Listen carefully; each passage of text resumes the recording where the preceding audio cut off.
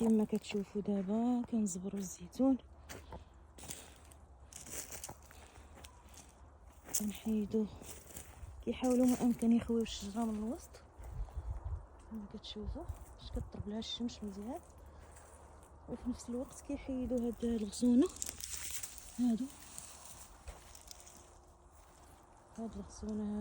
اللي كيكونوا عندهم الوراق طوال وكيكونوا هما طوالين، مكيكونوش كيولدوا الزيتون وكيكونوا غير كيشربوا الماء ديال الشجره.